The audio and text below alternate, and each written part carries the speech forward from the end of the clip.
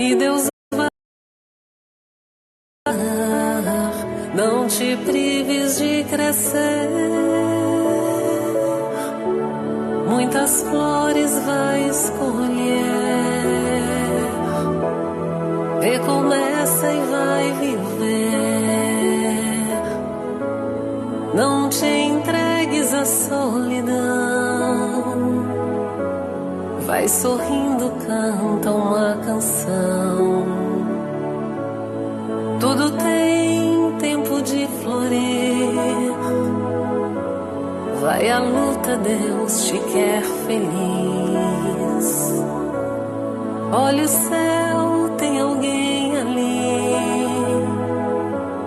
Vai com fé, não queiras desistir.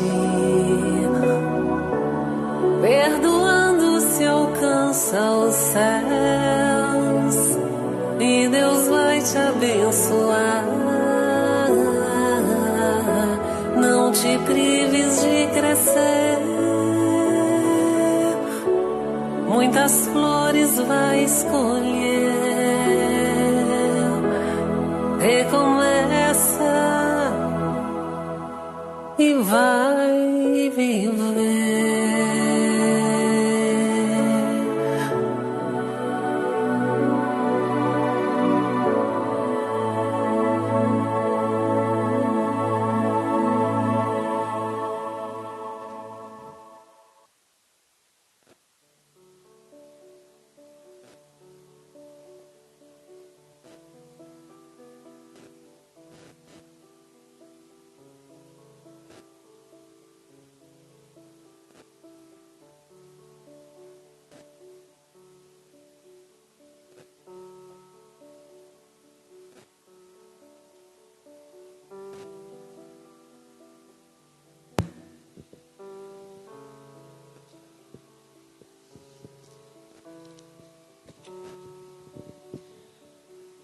A vida puxa para frente. Não fique preso ao ontem, a relembrar insucessos, maus tratos e doenças. Você tem agora o maior bem, o de poder viver este dia e operar mudanças, fazer planos, tomar decisões, começar a agir.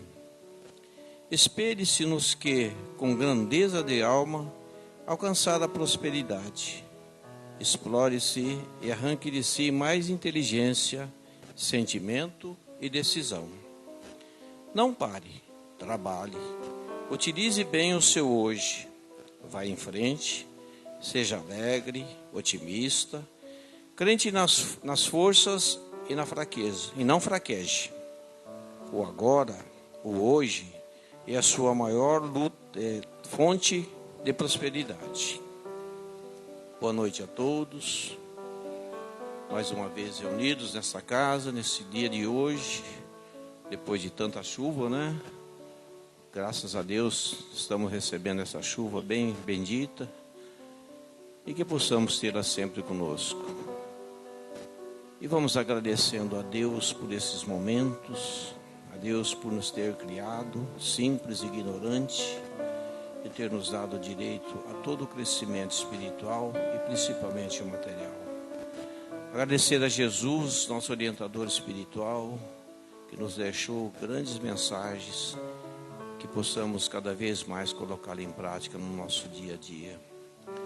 Agradecer aos nossos protetores, nossos amigos espirituais, nossos amigos que já estão aqui presentes, preparando esse ambiente para esse trabalho. Vamos dando graças sempre a Deus por tudo, em todos os momentos, que sejamos merecedores de toda a luz que emana do alto. Pai nosso que estais nos céus, santificado seja teu nome, venha a nós o teu reino, seja feita a tua vontade, ó Pai, aqui na terra como em toda parte. O pão nosso de cada dia dá-nos hoje. Perdoa, Senhor, as nossas dívidas e ofensas, à medida em que perdoarmos os nossos devedores e ofensores. Não nos deixes entregue às tentações. Livra-nos, Senhor, de todos os males, principalmente praticá-lo, pois são teu reino, o poder e a glória, hoje e sempre. E com essa prece nós iniciamos os nossos trabalhos de sábado. sempre agradecidos por esse momento. Que assim seja, graças a Deus. Continuamos avisando, né, do grupo Mãos Fraternas, da Joselene, da Nilza, quem estiver com algum problema, que entre em contato com elas, que elas irão até a residência para levar um passe, uma palavra, um carinho. Allan Kardec, 219 anos de seu nascimento. Eu estava vendo um filme ontem, o Allan Kardec sofreu muito para poder, o primeiro livro dele, o Livro dos Espíritos, a reação tanto da igreja, da comunidade, foi muito forte contra ele. Mas ele venceu e nós temos ele aí nas nossas orientações. No próximo sábado, a exposição doutrinária estará a cargo do Júnior e da Isângela, livro Jesus no Lar, Chico Xavier, Espírito de Néio Lúcio, a lição 5, o servo inconstante. Hoje nós temos uma exposição de um casal, 2 garotos que começaram aqui no centro, das mãos da Maria Lúcia Galante Marquese, e que hoje continuam firmes na nossa doutrina, expondo aquilo que aprenderam e aquilo que divulgam. Nós teremos hoje o João Gabriel e a Carla Assi. Por favor, vocês dois venham até aqui para fazer a sua exposição.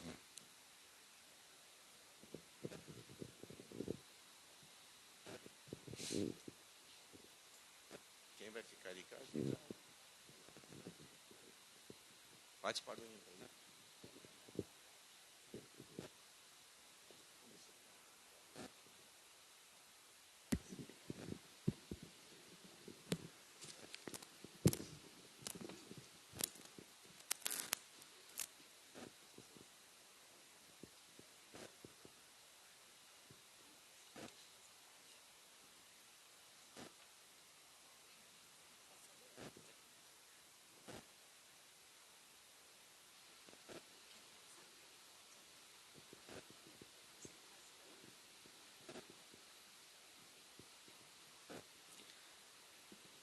Bom, primeiramente, boa noite a todos. Acredito falar em nome tanto meu quanto da Carla. É nossa alegria em mais uma vez poder contribuir com essa casa, né, que como já foi colocada pelo Cláudio, também nos acolheu quando que nós chegamos aos trabalhos na evangelização. E hoje a gente veio falar um pouquinho de algo que ouvi talvez ao longo de todo esse ano, né, em que a gente pôde acompanhar, conversando com companheiros da casa, de que tanto eu quanto a Carla fomos talvez aqueles que restaram, né, desse trabalho de evangelização. Então a gente tentou pensar algumas coisas que mostrassem então qual que é a relação de tamanha importância da evangelização para a gente com as nossas atuações, com o que a gente faz e talvez a ausência de separação do que a gente consegue encontrar disso das nossas vidas. Então a gente veio falar não só do nosso lado espírita, mas tentar fazer uma relação do que isso tem a ver com a nossa vida profissional, educacional, né, de como isso influenciou e de qual relação também isso exerce do outro lado, né, de como o lado educacional exerce também para o nosso lado espiritual. Então, além, né, da versão do João expositor, né, para quem não me conhece ainda, meu nome é João Gabriel, tenho 33 anos, doutorando em letras pela Unesp São José do Rio Preto, professor de língua portuguesa, talvez uma das atribuições mais legais em termos de titulação, e filho da Sonice e do Daniel. Carlinha? Boa noite. Antes de qualquer coisa, é uma delícia a gente poder voltar para casa. Eu acho que o bom e velho ditado que o bom filho a casa torna, então a gente retorna. E um prazer poder dividir hoje aqui com o João. Eu até comentei hoje à tarde com ele. Esse ano a gente está completando 16 anos de palestra. E a gente começou com uma semana de diferença. Lúcia, obrigada por incentivar a gente a começar. A gente é fruto da evangelização, inclusive, que hoje a Isa está fazendo um papel maravilhoso aqui na casa. Espero que cheguem muitos novos preletores a partir daqui. E quando a gente pensou nesse tema de transformação, foi exatamente para poder dividir com vocês o quanto que a ação ela é muito quem puxa a nossa transformação. A gente não se transforma se não tiver nenhum tipo de ação. E a nossa doutrina nos guia exatamente nesse caminho, com a nossa reforma íntima, com os nossos planos reencarnatórios, com o nosso processo evolutivo. E a gente veio conseguir fazer esse paralelo da doutrina, mas também da vida profissional, e o quanto que tudo isso caminha junto. Não são coisas individuais. E para quem ainda não me conhece, para quem está vindo pela primeira vez, prazer. Eu sou a Carla, filha do Cláudio e da Neuza, que também estão aqui. Tenho 32 anos, sou casada, o maridão também está aqui. Relações públicas, especialista em neuromarketing. Mas, antes de qualquer coisa, eu sou um espírito que, assim como todos, está buscando evolução. Então, é isso que a gente vai dividir aqui hoje com vocês.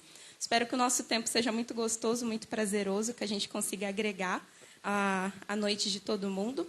E, com certeza, a gente tem muito a aprender, uma vez que a gente está aqui na frente se expondo. Então, a nossa conversa vai ser muito nesse tom de troca, mas de todo mundo caminhando junto, não em uma posição em que a gente é mais privilegiado ou tem mais conhecimento. Então, vamos lá. Bora lá, João.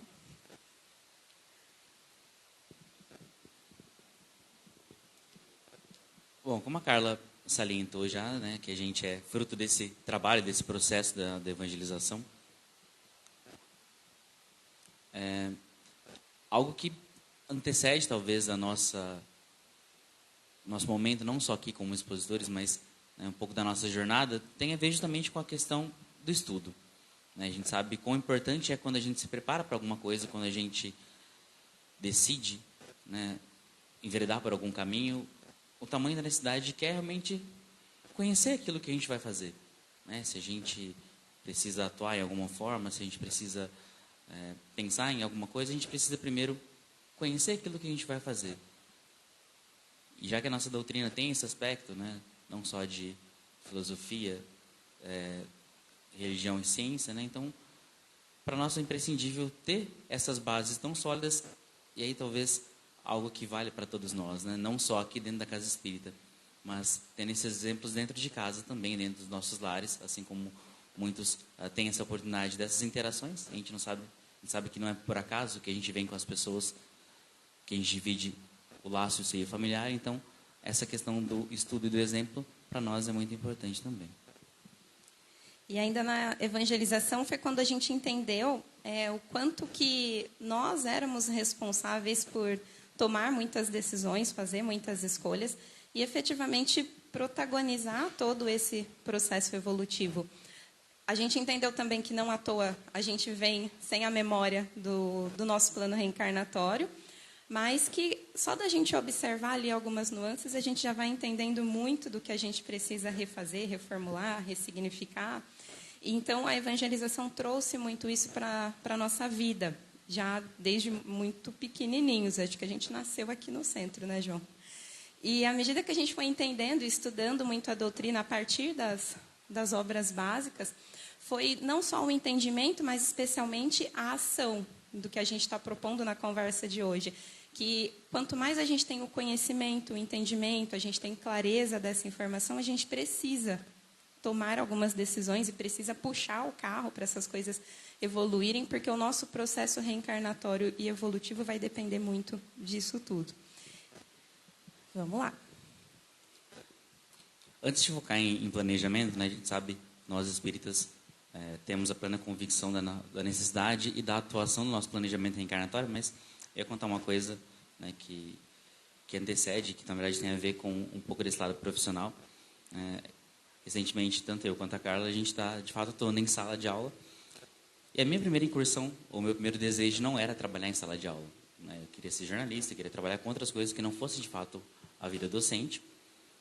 E eu me descobri, de fato, ao longo do caminho. Né? Muitas vezes a gente consegue, ou tem várias ideias, tem aptidões, tem tendências que a gente vem para explorar, e a gente sabe que algumas dessas hão de vingar com relação a estímulos que a gente tem, outros não. E um belo dia, né, quando eu fui prestar vestibular, fui escolher as carreiras, eu não fazia a mínima ideia da docência, tanto que eu fiz a inscrição no vestibular, minha mãe falou, você sabe que se você escolher essa área, você vai ter que fazer estágio em sala de aula, né? E eu, não faço ideia. E, de fato, isso modificou a minha percepção, porque dali para frente é como se, de fato, todas as pecinhas se encaixassem como um quebra-cabeça. E a vida me motivou, e obviamente houve uma relação de empatia, de querer realmente não só ensinar, mas de fato aprender com aquilo que se ensina, né? Vivenciar de fato aquilo, e talvez essa seja uma das dificuldades que a gente vai comentar, de como para nós espíritas talvez isso seja importante, da gente não só transmitir alguma coisa, como se a gente tivesse essa possibilidade de jogar isso como uma tábua rasa para as pessoas, mas a ideia de que a gente precisa ser o primeiro material a ser modificado pelo aquilo que a gente gostaria de exercer de fato, né? Então, estar aqui à frente, como a Carla falou, não só é desafiador, mas nós somos as primeiras pessoas que recebem tudo aquilo que a gente pretende passar, transmitir e trabalhar. Então, é um autoburilamento que vem desse processo, né, de estar envolvido em algo que tem a ver com a educação. E que a doutrina traz muito para a gente, que são as tendências e as aptidões. Todo mundo nasce com as duas nuances. As tendências a gente vai observando, especialmente quando a gente começa a estudar a doutrina, quais são as nossas tendências negativas, quando que a gente está buscando o caminho errado ou a porta mais larga, né? Não quer passar pela porta mais estreita.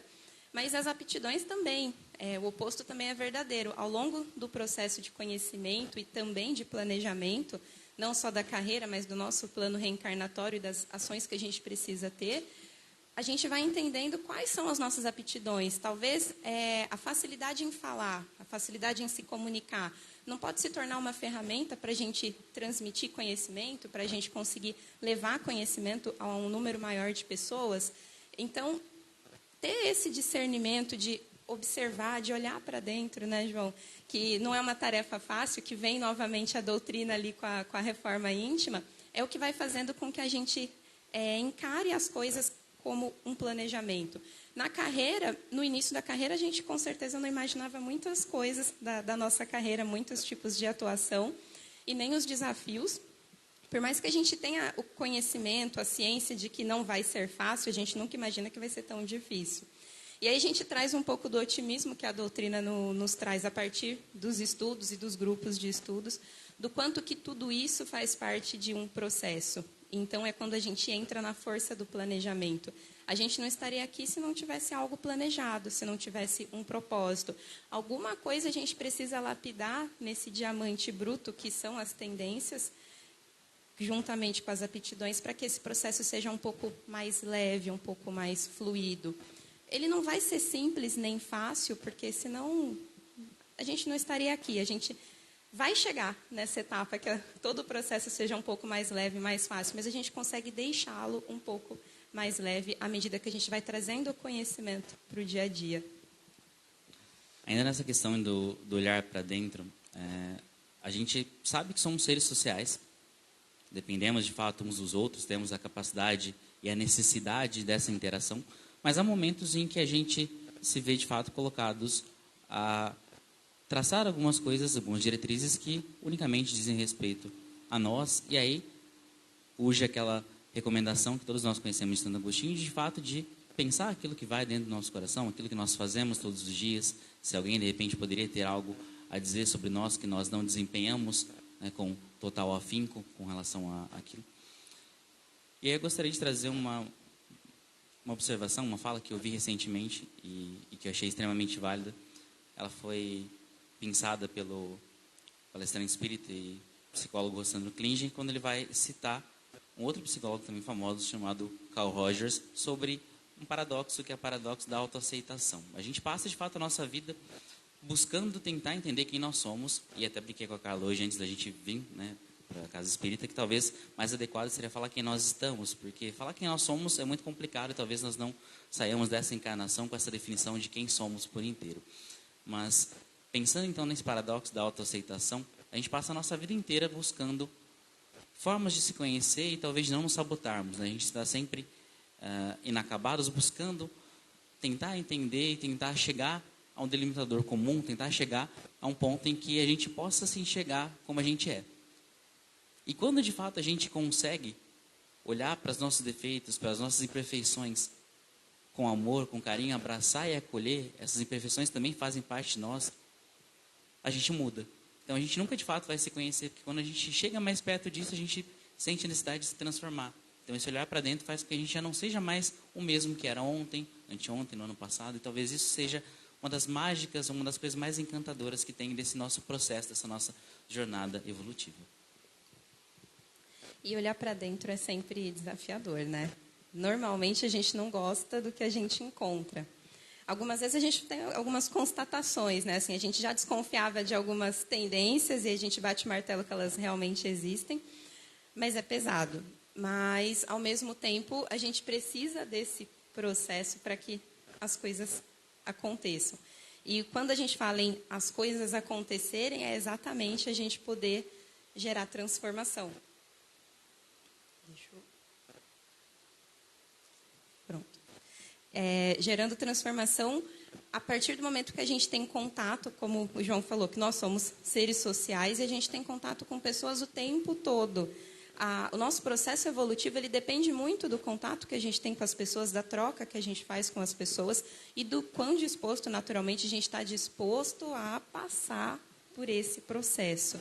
E eu coloquei aqui disposto 2 vezes porque não é simples. À medida que a gente vai se desenvolvendo, adquirindo mais conhecimento, naturalmente a gente vai tendo mais clareza. E a clareza, o tirar o véu da consciência, é o que faz com que a gente comece a gerar transformação. E aí, para conseguir ilustrar um pouco isso, a gente trouxe essas 3 caixinhas de como a gente consegue gerar transformação, tanto com a doutrina quanto na atuação profissional. Essa primeira caixinha que fala de pessoas ganha talvez uma dimensão um pouco maior para nós, que somos espíritas, porque a gente sabe que não é simples, principalmente na área educacional, olhar para aquele serzinho que está ali como nosso tutelado, que está em sala, seja de evangelização, seja uma sala tradicional de ensino, como unicamente uma criança. Então, nós temos ali aquele reconhecimento, a necessidade de olhar para aquele indivíduo como um espírito reencarnante que já passou por várias existências. Então, ele não é simplesmente uma folha em branco que a gente vai simplesmente aplicar alguma coisa e ele vai absorver, mas traz ali toda a sua tendência, traz ali todas as vivências que, ora, podem ser estimuladas, podem ser despertadas em algum momento. Então, para nós, há necessidade de olhar com carinho, de tentar realmente entender todas as camadas que passam ali, de tentar agir com empatia, com um olhar mais fraterno, tentar entender, talvez, quais são as dificuldades, quais são os sinais que aquele espírito pede, muitas vezes, para nós, e a necessidade de realmente olhá-los por igual. Talvez mais com pensamento de equidade do que de igualdade, mas a necessidade de fornecer a todos eles uma mesma oportunidade de se desenvolverem. Então, como a Carla falou, realmente é desafiador por isso. Porque a gente não pode fazer o mesmo trabalho com todo mundo. A gente não pode ter a mesma forma de interagir, de olhar o mundo com todas as pessoas, porque cada um tem a sua trajetória, tem a sua unicidade. Isso também é bonito, porque a gente precisa ser pessoas diferentes com pessoas diferentes. Então a gente vai aprendendo como ser em casa, no trabalho, ainda que a gente fale que nós somos espíritas e precisamos ter a mesma conduta espírita, a mesma conduta cristã em todos os lugares, mas lidar com pessoas faz com que a gente precise ter esse jogo de cintura, saber se moldar de acordo com as situações e saber realmente o que colher de cada interação, o que colher de cada experiência enriquecedora que a gente tem, né, nos caminhos da vida. Transitar, né? A gente vai transitando por todos os meios e a necessidade da gente se moldar em cada espaço que a gente frequenta, em cada turma que a gente está dando aula, se é uma turma que já tem mais conhecimento ou menos conhecimento, como que a gente tirar uma média daquela turma e conseguir levar o nosso conhecimento no melhor formato. Então, é desafiador, mas, ao mesmo tempo, é onde a gente consegue ter mais crescimento, porque é o contato com o outro que faz com que a gente, o tempo todo, fique ali atento à nossa conduta, à nossa moral, à nossa fala, ao nosso pensamento, porque hoje a gente já tem conhecimento suficiente para saber que, mesmo que se não verbaliza, mas a gente está pensando. Então, a gente também está criando problema ou resolvendo. Eu prefiro me apegar ao resolver. Eu acho que dentro desse processo ainda, a gente passa, e nos últimos anos a gente tem acompanhado muito isso, a necessidade de ressignificar uma coisa que para nós é extremamente dolorosa, que é a noção de erro. Porque a gente vem de gerações em que a gente tolhe esse processo, né? A gente vai falar um pouquinho ainda hoje de processo, mas que a gente enxerga escolhas que a gente fez, muitas vezes equivocadas, com situações extremamente ruins e pesadas. A gente somatiza isso, coloca isso para a gente para baixo, como se de alguma forma a gente precisasse se punir por alguma coisa que a gente escolheu e teve um resultado que talvez não fosse aquele desejado. E a gente tem modificado o nosso olhar para entender que erros são também experiências que podem fazer parte daquilo que nós somos e podem atuar realmente como professores indeléveis para a gente. Podem ser muito mais proveitosos, muitas vezes, do que um acerto. Porque às vezes a gente se permite ficar numa zona de conforto com aquilo que a gente já sabe, com aquilo que a gente já faz. E muitas vezes o erro é justamente a virada de chave, que a gente olha e fala, puxa, eu preciso fazer diferente. Não deu certo aqui, então eu preciso pensar em alguma coisa que seja então diferente, um novo modo, uma outra forma de chegar naquele resultado. Quando o Edson conseguiu finalmente chegar na lâmpada elétrica, que graças a ele nós temos essa energia, podemos estar aqui nesse espaço, conseguindo ter essa conversa, foram mais de 1000 tentativas. Ele não encarou como um erro, foram só outras 999 formas de tentar chegar no resultado até que ele chegou. Então, olha só, pensem se ele tivesse encarado só como um erro, tivesse somatizado, tivesse enxergado aquilo como possibilidades de ficar para baixo, como possibilidades de repente, parar no meio do caminho. Então, para nós, somente nós espíritas, que temos aí milhares e milhares de encarnações à frente ainda, e já passamos por outras tantas, a importância de entender que o erro faz parte desse processo, de aceitar o erro como algo também educativo nesse processo de transformação. Quando a gente fala em processos de transformação, especialmente na nossa jornada espiritual, nossa jornada evolutiva, a gente traz muito algumas caixinhas que a gente vai destravando no nosso raciocínio, porque é a nossa razão que faz com que a gente atribua significado a cada processo. Então, por mais que eu tenha sentimentos, pode ser o sentimento de amor, de raiva, de frustração, de acolhimento, mas o que atribui significado ao que eu estou sentindo e também que faz com que eu consiga discernir o que eu estou sentindo é a minha razão. E por isso que nós chegamos aqui com a razão e precisamos fazer uso dela o máximo possível das nossas faculdades mentais, exatamente para atribuir significado e conseguir focar na nossa jornada evolutiva. E quando a gente pensa em gerar transformação, a primeira coisa que vem à tona, de fato, é a consciência, porque à medida que a gente entende, a gente se entende como espíritos em jornada evolutiva, a gente toma também a consciência de que precisamos fazer algumas mudanças, partindo ali das tendências e das aptidões. Quando a gente identifica as mudanças, naturalmente vem a reforma íntima. Então, tudo está muito atrelado uma coisa a outra em cada etapa. Na vida profissional não é diferente.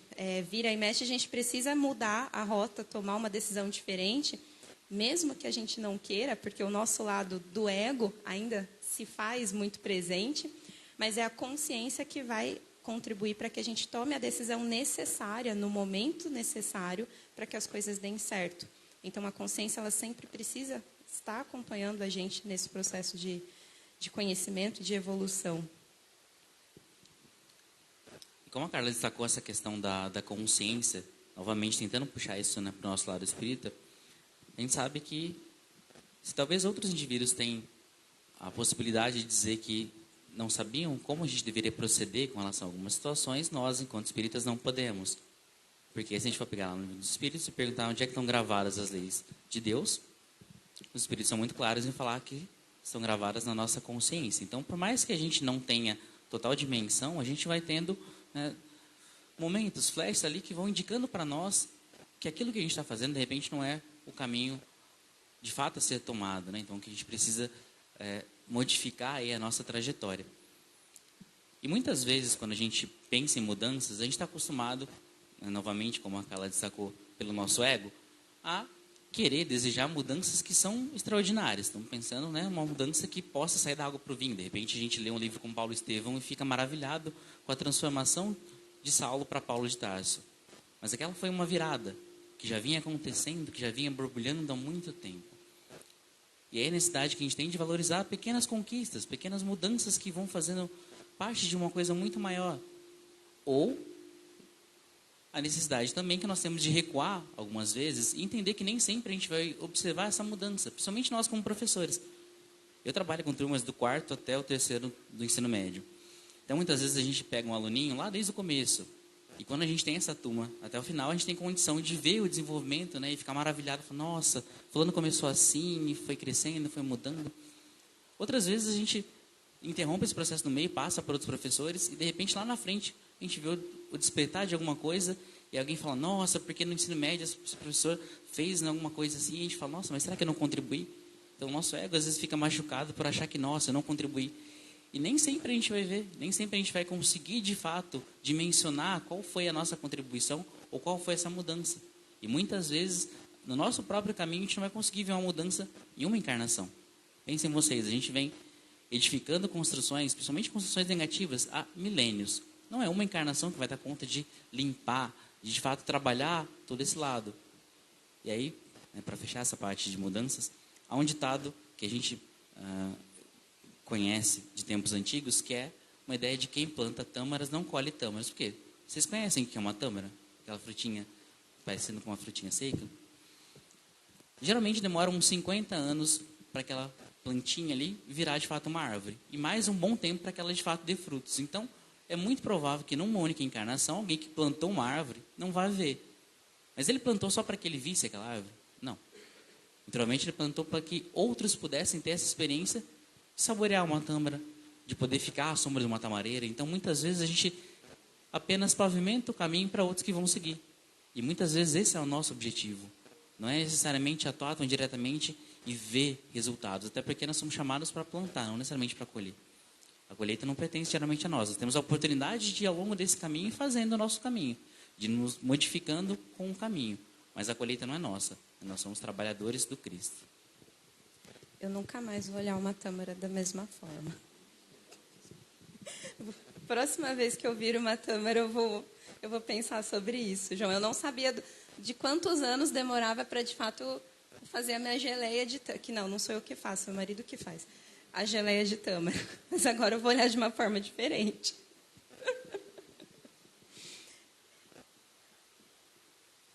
E, naturalmente, com toda essa mudança, todo esse processo, toda essa consciência, agora a consciência da tâmara também, a gente traz muita necessidade da resiliência. Porque todo o processo, que a gente falou agora há pouco, que traz muita constatação, a gente leva muitos tapas na cara, para falar a verdade, a gente precisa muito da resiliência acompanhando esse processo, porque senão a gente surta, a gente perde o ânimo.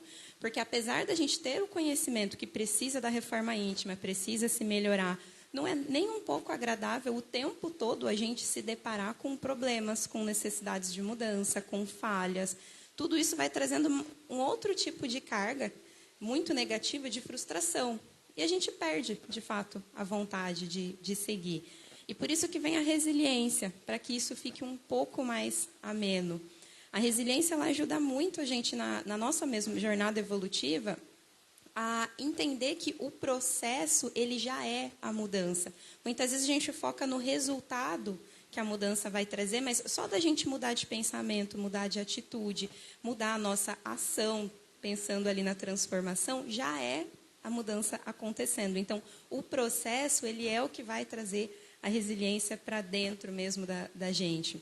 E, naturalmente, ela vai proporcionar muito mais flexibilidade à medida que a gente se coloca pequeno como o outro e não ali no pedestal. É como a gente conversar com uma criança. Se a gente vai conversar com uma criança, normalmente a gente agacha para ficar no mesmo nível que ela, para conseguir olhar no olho dessa criança.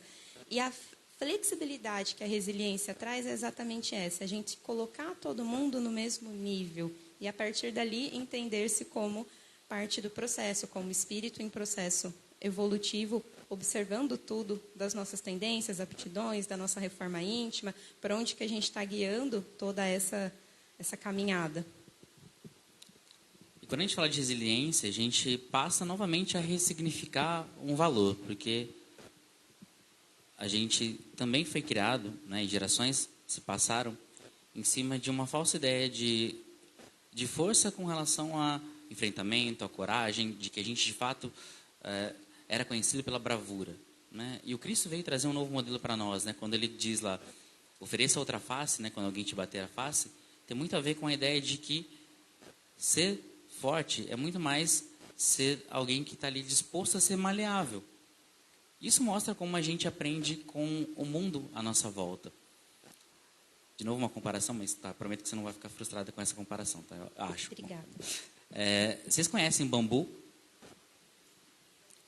Tem duas coisas importantes sobre o bambu. Primeiro, já falando de processo, o bambu demora também um pouquinho para crescer. Então, a gente vai olhando ele lá, nas primeiras 6 semanas, ele está lá. Pequenininho, pequenininho, pequenininho. Depois de um tempo, o salto que ele dá é uma coisa absurda, de tamanho. Então, parece que você piscou o olho, você olhou o bambu, está daquele tamanho alto, você falou, nossa, mas ele estava pequenininho. E uma das coisas mais conhecidas do bambu é justamente esse processo de ser flexível. E a gente costuma ver em filmes, em estereótipos de cultura, bambu em regiões como a Ásia. E lá é uma região extremamente afetada por intempéries como tsunamis. E o que os engenheiros de lá fizeram?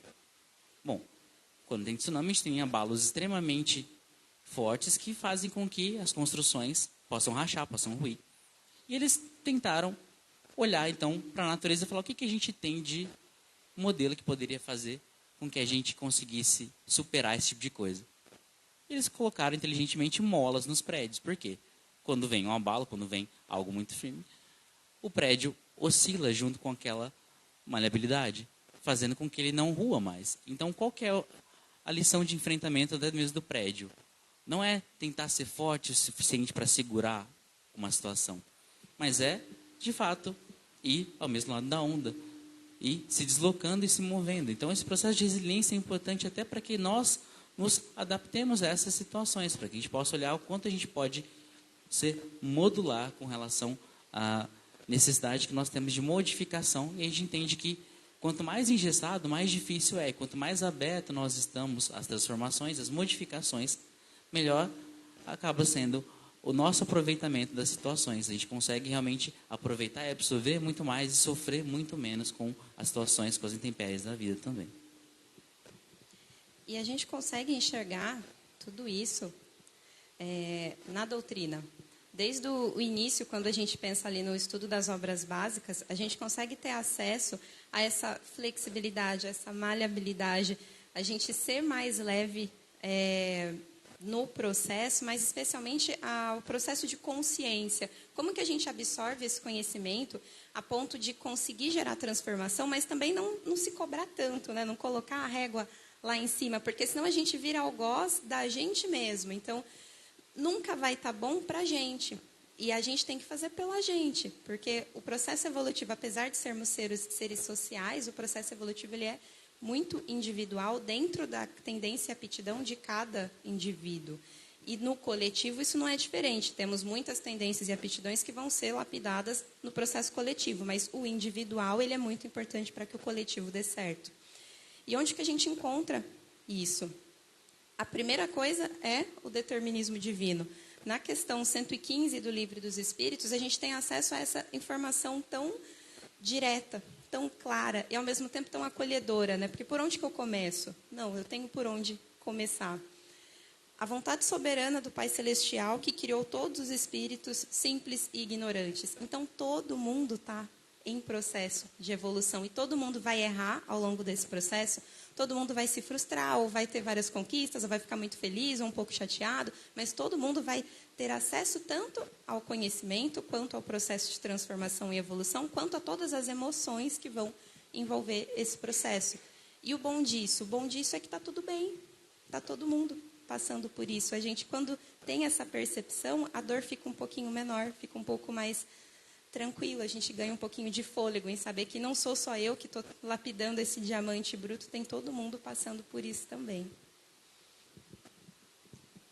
Outra forma de enxergar isso é quando a gente pensa também em transformação, olhando a nossa essência enquanto espírito, porque nós, de fato, fomos criados como princípios inteligentes que foram se, de fato, modificando, foram se complexando, né, ao longo das nossas encarnações. Então, nós passamos, ainda que de maneiras diferentes, pelos reinos que nos constituíram e que, de alguma forma, foram ali berço para que a gente chegasse, né, nessa nossa definição enquanto espíritos que somos. E aí, pensando nessa nossa relação com o meio natural, o que a gente pode tirar, por exemplo, desses reinos que nos precederam? Né? A gente fala assim, mas a gente é muito diferente de uma pedra. Nem sempre, às vezes a gente é tão teimoso quanto uma pedra, mas o que talvez a gente possa tirar e observar de cada uma dessas experiências, né, que os reinos naturais eles mostram para a gente. Se a gente for pensar, por exemplo, uma pedra, algo que habita já na pedra e diz muito a nosso respeito é uma ideia da força de atratividade. Se a gente for pensar, por exemplo, as moléculas vão se atraindo desde esse reino mineral. E a gente tem essa necessidade, não só da lei social, mas de atrairmos coisas, seja pelo nosso pensamento, seja pelo nosso magnetismo. Então nós, enquanto seres, atraímos determinadas situações, determinadas pessoas. Nós temos também a necessidade de lapidação. A Carla falou desse diamante bruto. O diamante também é algo que, se a gente for pensar, nasce como carvão, né? Uma pedra ali, a mesma ideia do carbono, e vai sendo lapidado até que chega num ponto de ser algo extremamente brilhante. Então nós também, enquanto espíritos, temos aí a nossa centelha que precisa ser lapidada, que precisa ser limpa, que precisa ser, de fato, trabalhada. Do reino vegetal, a gente tem a própria ideia da transmissão. Se a gente olhar para o nosso corpo, a gente é cheio de veias, que nascem já das plantas, né? Aquela transmissão de fluidos que você precisa para se desenvolver, e a própria transmissão de um legado. A gente começa a pensar nas plantas como seres que conseguem se reproduzir, que conseguem transmitir o seu legado de uma forma material, mas também, né, a gente vai ver que para nós isso passa a ser também espiritual. A gente consegue olhar uma relação de vitalidade, de sensibilidade. Talvez seja o primeiro momento em que a gente observa a sensibilidade nos seres. Quando a gente pensa nos seres animais, a gente tem a ideia do instinto, que muitas vezes a gente fala que não erra, porque justamente é uma forma precedente da inteligência, mas que funciona para aquele animal, para que ele possa, de fato, passar pelas situações. E do reino animal nós lidamos também o cuidado, essa necessidade de proteção que nós temos uns com os outros, seja no âmbito familiar, seja aquele instinto de conservação nosso, né, de querer prezar pela nossa vida. Então, todas essas experiências que nos sucederam, que sucederam à raça humana, enquanto nós conhecemos, foram importantes para que a gente pudesse chegar nesse grau de desenvolvimento. E aí, às vezes, a gente se coloca, né, no topo da cadeia, achando que, de repente, nós somos ali, né, a última bolacha do pacote. A gente passou por todos esses processos e, como a gente costuma dizer, né, quanto mais é dado, mais é cobrado. Então, se nós estamos nesse topo, dentro dessa escala evolutiva, nós precisamos cuidar de todos aqueles que são abaixo em algum momento, que são os nossos irmãos menores em evolução. E quando a gente finalmente se entende como espírito, é quando a gente vê na questão 780 do Livro dos Espíritos. A gente passou por todo esse processo evolutivo, a gente passou por todos os reinos, e isso é muito importante para a gente ter a consciência do quanto a gente começa pequeno e vai passando. Isso leva muito, muito tempo. Para a gente estar aqui hoje foram milênios. E quanto que a gente ainda tem para chegar nos outros planetas? Quanto que a gente tem para caminhar ainda para um planeta de regeneração? Quanto que a gente tem ainda para agregar ao nosso conhecimento, mas do próximo também, porque senão a gente não vai sair daqui, para ser um espírito muito mais evoluído. E é exatamente o que o Livro dos Espíritos nos traz. Ocorre antes do progresso moral, quando a gente se torna espírito. Isso acontece porque a moral, sendo a regra do bem proceder, depende da capacidade do espírito de distinguir o que é o bem e o que é o mal. E normalmente isso vai trazer algumas consequências ou oportunidades, e a gente vai se apegar bastante à oportunidade com o nosso livre-arbítrio.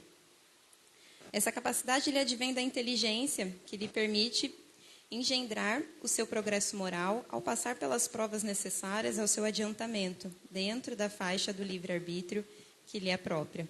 Então, a porta estreita ela vai ficando cada vez mais próxima, e o livre-arbítrio sendo a nossa baliza nas tomadas de decisão.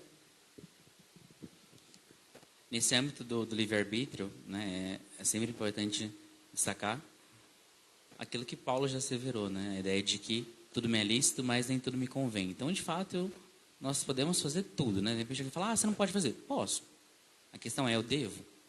Será que, interrogando a minha consciência, aquilo que eu pretendo fazer é o correto? Então, muitas vezes a gente fala assim, tudo bem. Eu estou numa situação em que eu poderia fazer alguma coisa em benefício próprio e eu escolho não fazer. E muitas vezes a gente realmente não faz e acha tudo bem. Mas há a necessidade de também pensar e se colocar não só no lugar do outro, mas de pensar nas consequências de ações, sejam elas feitas ou não feitas, e também pensar em como o nosso pensamento é engendrado. Porque muitas vezes a gente olha algumas situações, mesmo no Livro dos Espíritos, fala assim, então de repente a gente tem lá questões de roubo, de adultério, né, e fala assim, tudo bem, eu não fiz. Mas o pensamento também é perigoso. Claro que o ideal seria a gente nem pensar, mas a gente vai modalizando as nossas formas do reto proceder. Né? Então, de repente, hoje a gente faz alguma ação que a gente identifica como erradas. Talvez lá atrás a gente nem identificasse como erradas. Então, quando a gente fala de valorizar, de repente, também as pequenas conquistas, tem a ver com isso. Antes eu fazia e não sentia remorso nenhum. Hoje, talvez eu faça e falo, puxa, eu errei. Amanhã, o ideal é não fazer. E mais à frente, não pensar.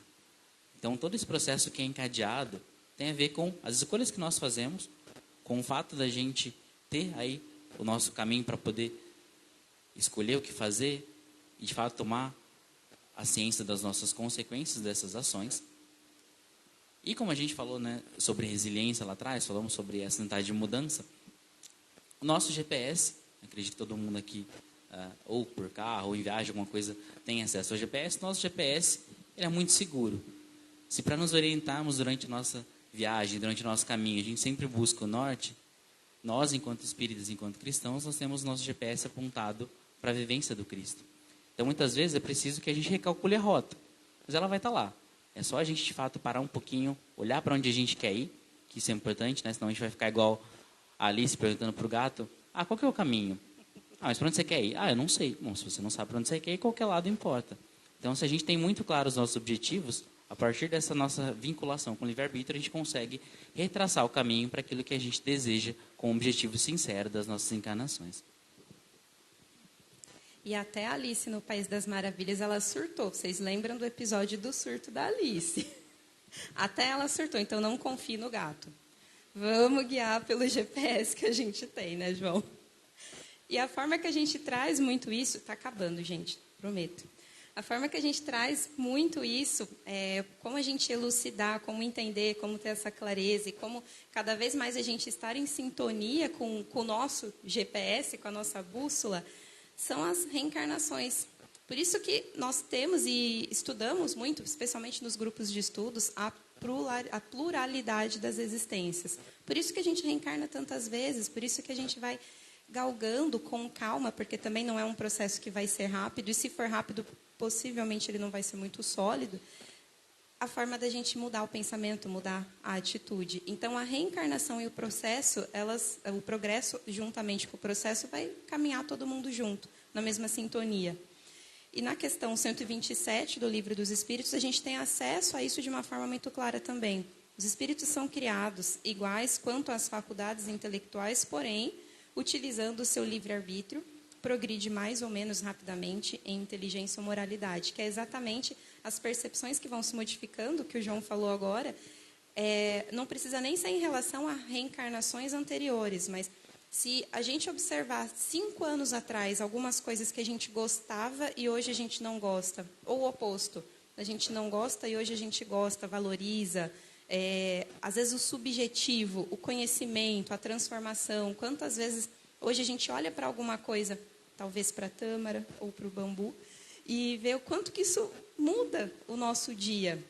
Às vezes a gente não se importa ou não se importava com algumas atitudes mais mesquinhas, porque eu sou muito autêntica. A gente tende a confundir muito a autenticidade com grosseria.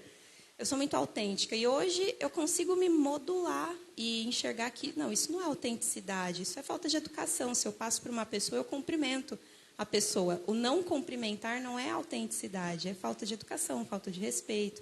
Então, a gente vai se modificando a partir do tempo, sem necessariamente precisar voltar a tantas reencarnações. Ao longo da vida mesmo, a gente consegue notar essas diferenças. A Carla destacou a questão da reencarnação. Primeiro, ela exalta para nós um aspecto muito grande que nós devemos ter, que é de gratidão.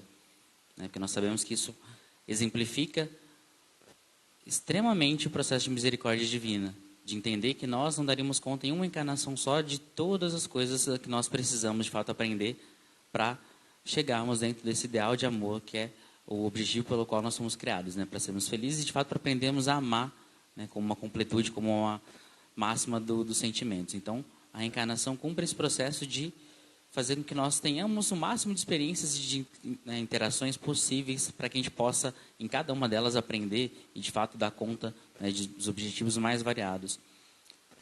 E ela também traz para nós a ideia de, não só de processo com relação ao tempo, mas, né, de novamente pensar na ideia de misericórdia pela heterogeneidade daqueles que estão conosco. Porque a gente olha, e talvez nenhuma época tenha sido tão latente isso quanto agora, né, nessa passagem de provas e expiações para a regeneração, a gente vê diferentes formas de ação, de repente coisas que são atrocidades, a gente fala, como é possível que de repente alguém faça isso? E nós estamos tendo espíritos que estão tendo a primeira encarnação num planeta de provas e expiações, extremamente rudes, que acabaram de sair dos mundos primitivos. Espíritos que estão tendo as suas últimas encarnações, as últimas chances de provar que podem ficar no mundo de regeneração, que é o nosso destino enquanto a Terra. Então nós temos essa miscelânea de espíritos que estão ali juntos, podendo aprender, podendo trocar de fato as vivências, podendo aprender uns com os outros. Isso de fato é misericórdia divina. E dentro desse processo, né, de transformação e de reencarnação, a gente ouve muito, e talvez isso, né, fique para a ideia da ação, que é o final, né, da nossa fala, né, não nesse slide, mas que é um dos nossos objetivos. A gente ouve muitas vezes falar de que a Terra está passando nesse momento de provas e expiações para a regeneração. Mas não é a Terra que precisa mudar. A gente fala a Terra como se a gente fosse terceirizar, fosse jogar para outra. A hora que a Terra quiser, ela muda. Mas quem faz parte da Terra? Quem é a humanidade? Nós. Então, quando a gente fala que a Terra vai mudar, não, nós vamos mudar. É a nossa vibração, é a nossa ação, a nossa modificação que vai fazer o planeta, de fato, vibrar em uníssono como um planeta que quer ser um planeta de regeneração. E uma forma de ilustrar isso é exatamente como que a gente vai passando a nossa jornada a partir do princípio da inteligência. Como que o nosso espírito vai se transformando. A gente inicia como espíritos imperfeitos, em mundos de muito sofrimento, de muita agonia. E a gente vai para bons espíritos, que a gente vai melhorando e vai tomando consciência e participando desse processo evolutivo de transformação, de evolução, tentando fazer a reforma íntima. Eu falo tentando porque a reforma íntima ela é extremamente ampla. Uma vez que a gente vem de um espírito imperfeito para um bom espírito, tem muita coisa para a gente modificar. Não vai ser em uma reencarnação que a gente vai conseguir, mas é um processo.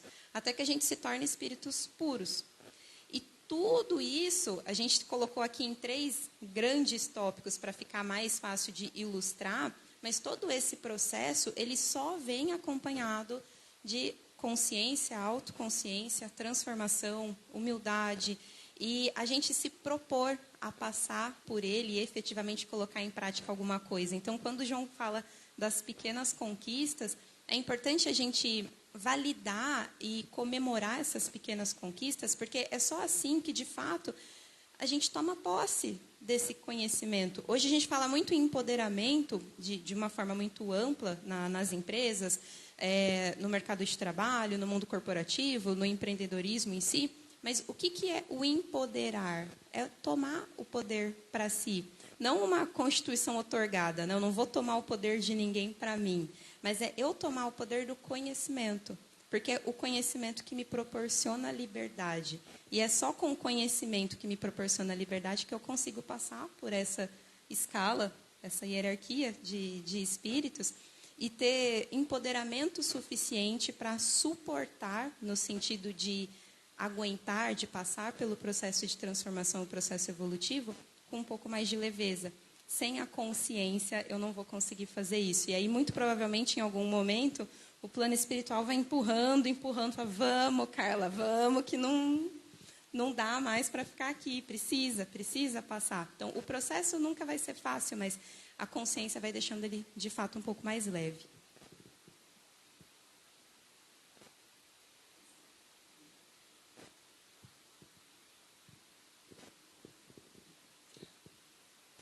Bom, a gente sabe que muito disso, né, muito do que a gente falou hoje, né, tem a ver com, não só as nossas escolhas, mas tem a ver com esse colocar a nossa vontade, né, a Carla bem salientou mais de uma vez na ideia da disposição, né, quanto nós estamos dispostos a fazer alguma coisa, quanto nós estamos dispostos a nos esforçarmos para superar um pouco dessas tendências, para superar aquilo que nós trazemos ainda que não está muito bacana, né, dentro da gente, né.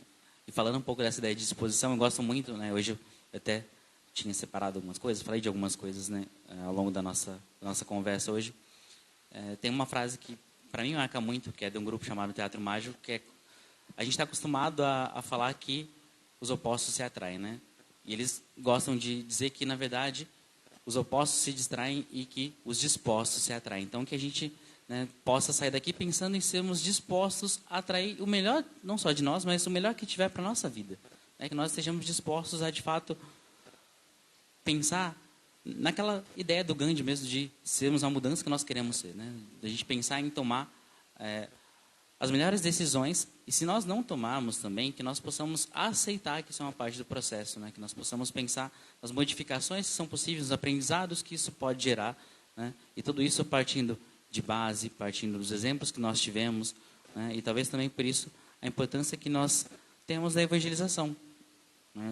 De repente, o pessoal que está em casa, de repente, para alguém que veio hoje pela primeira vez e tem seus filhos, a gente gostaria extremamente de destacar o quão importante é esse processo de autoconhecimento por meio da evangelização.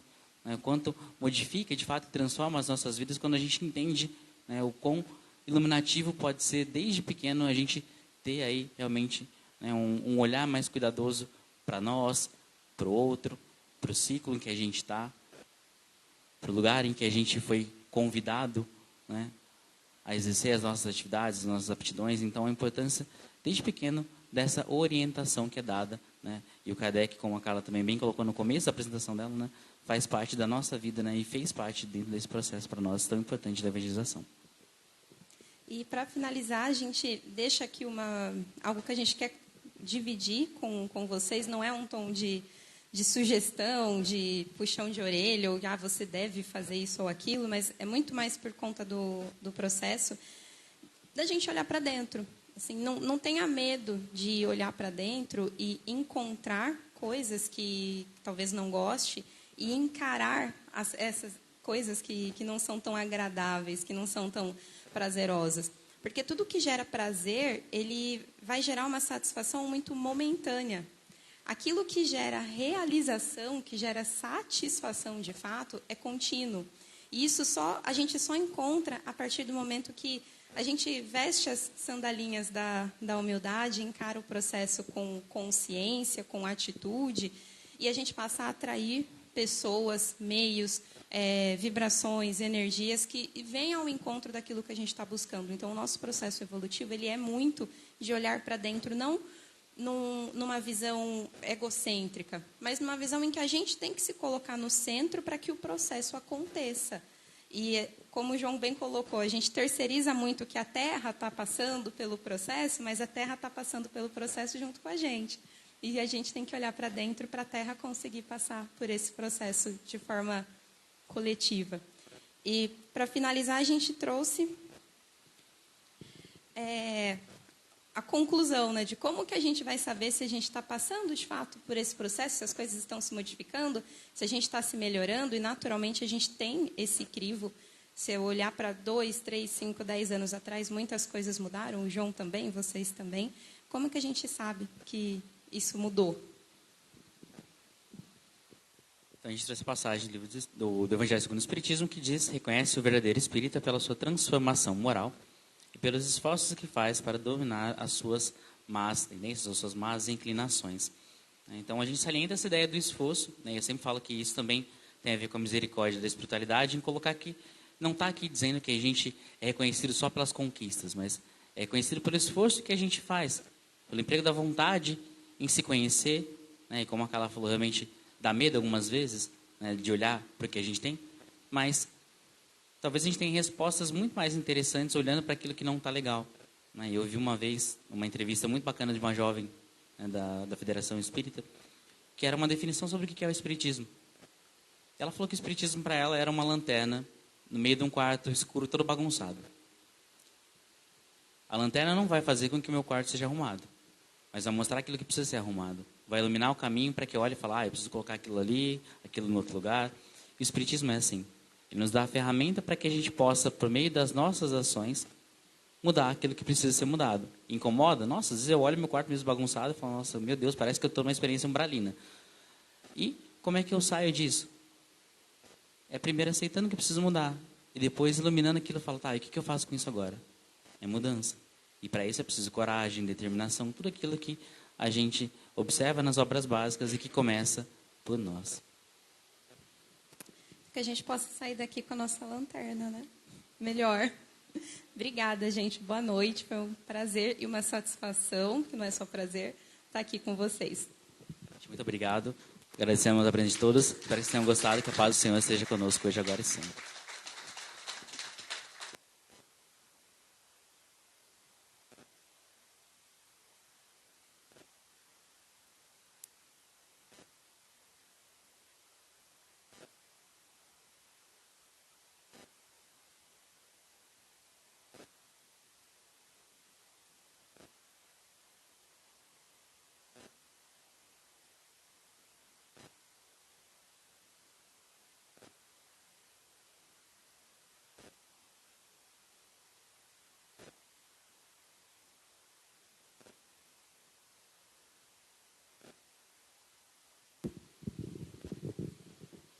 Ganhei a incumbência de finalizar o trabalho de hoje, mas eu quero agradecer de coração esse presente. Eu, quando vinha da aula de evangelização, eu vinha com muito amor, com muito carinho. E, lógico, incentivando os alunos a fazer o que eles fizeram hoje. Mas eu não esperava que um dia, ou uma noite, eu fosse encontrar 2 alunos fazendo a palestra junto. João, Carla, muito, muito obrigada. Estou muito grata por vocês. Foi um presente lindo. Além de grata, emocionada. Tá? Obrigada por tudo. Vamos, então, fechar os nossos olhos materiais.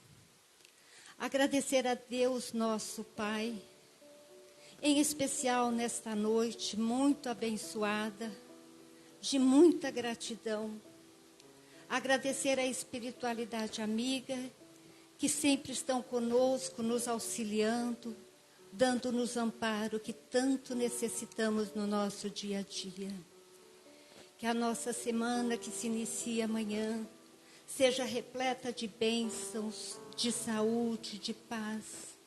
E que possamos a todo instante buscar a nossa renovação interior, buscando nos conhecer e tentarmos melhorar um pouquinho que seja.